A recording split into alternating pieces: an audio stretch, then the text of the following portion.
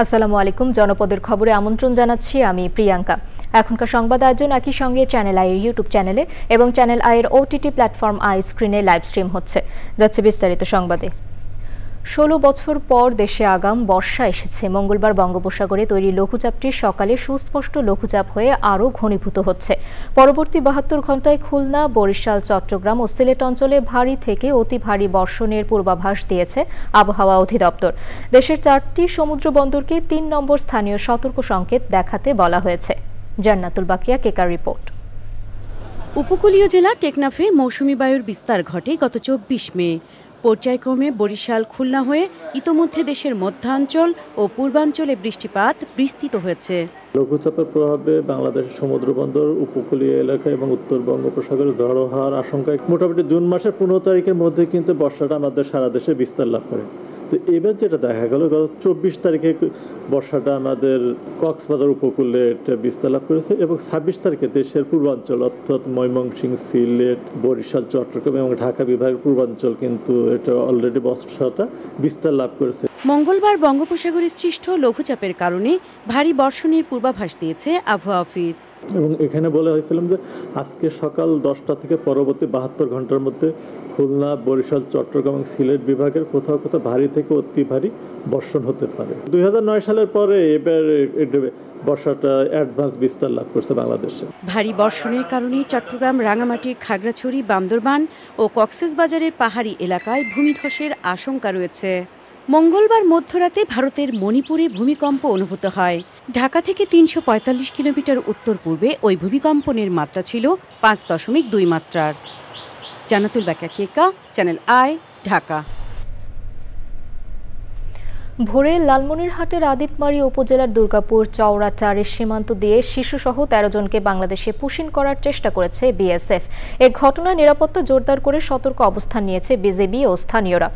শূন্যরেখায় ৯২৪ নম্বর পিলারের পাশে অবস্থানরত শিশু ও নারীসহ ওই ১৩ জন আসাম রাজ্যের দাররাং জেলার গলগাঁও থানার বাসিন্দা। লালমনিরহাট ১৫ বিজিবি ব্যাটালিয়নের দুর্গাপুর কোম্পানি ক্যাম্পের কমান্ডার সুবেইদার আব্দুস সালাম বলেন, বিএসএফকে পতাকা বৈঠকের জন্য আহ্বান জানানো হয়েছে, এতে সাড়া মেলেনি। বিজিবি সদস্যরা সতর্ক অবস্থানে রয়েছেন। অবৈধভাবে কাউকে বাংলাদেশে প্রবেশ করতে দেয়া হবে না বলে জানিয়েছে বিজিবি। এক সপ্তাহের মধ্যে রংপুর সিটি কর্পোরেশনের বরখাস্ত পরিষদ পুনর্বহাল করা না হলে ১২ই জুন থেকে লাগাতার আন্দোলন চালিয়ে যাওয়ার ঘোষণা দিয়েছেন সাবেক মেয়র ও কাউন্সিলররা। রংপুর নগরবাসীর ব্যানারে দুপুরে সিটি কর্পোরেশনের সাবেক মেয়র ও কাউন্সিলরদের পুনর্বহালের দাবিতে নগরীর শাপলা চত্বর থেকে বিক্ষোভ মিছিল বের করা হয়। পরে সিটি কর্পোরেশনের গেটের সামনে বক্তৃতা করেন সাবেক সিটি মেয়র মোস্তাফিজার রহমান মোস্তফা, সাবেক কাউন্সিলর মাহমুদুর রহমান টিটু, মকবুল হোসেন, ফেরদৌসী বেগম ও অন্যরা।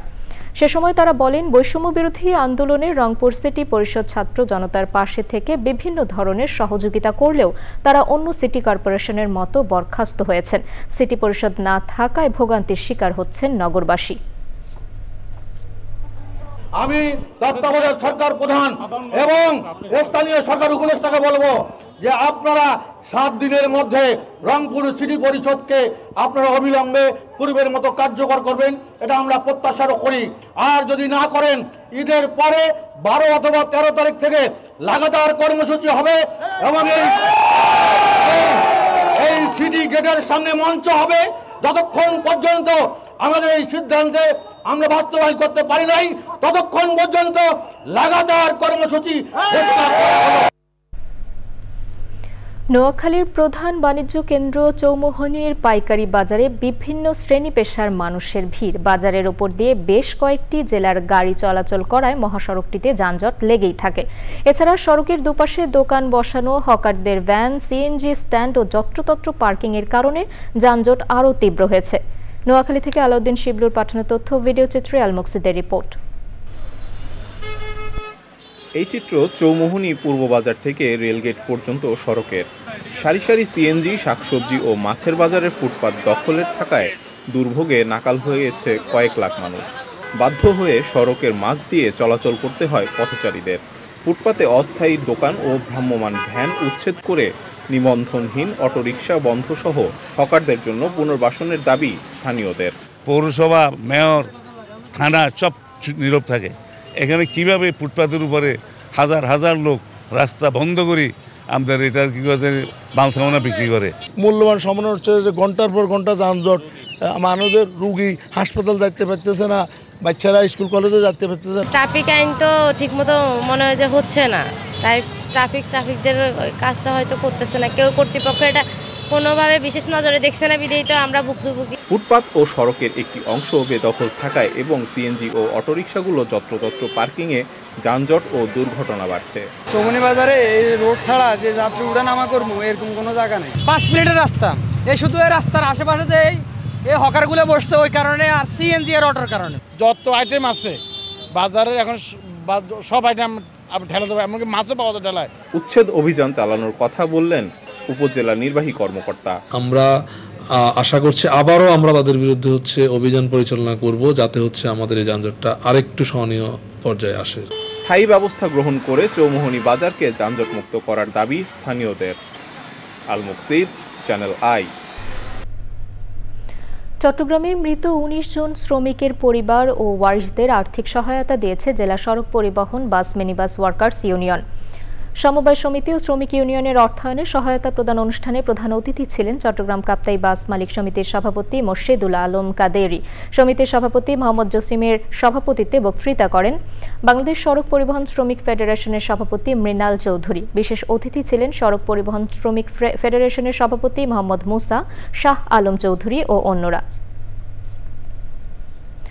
সমৃদ্ধ কর্মসূচির আওতায় কক্সবাজারে উন্নয়ন মেলা করেছে মুক্তি কক্সবাজার। পল্লী কর্মসহায়ক ফাউন্ডেশন PKSF এর সহযোগিতায় মেলায় প্রধান অতিথি ছিলেন মুক্তি কক্সবাজারের উপপ্রধান নির্বাহী সৈয়দ লুৎফর কবির চৌধুরী।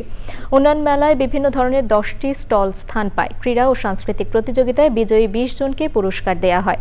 সামাজিক কাজে বিশেষ অবদান রাখায় 6 জন মেন্টরকে সম্মাননা দেয়া হয়। তাদের মধ্যে সাংবাদিকতায় অবদান রাখায় চ্যানেল আই এর কক্সবাজার স্টাফ রিপোর্টার সরোয়ার আজম মানিককে সম্মাননা দেয়া হয়।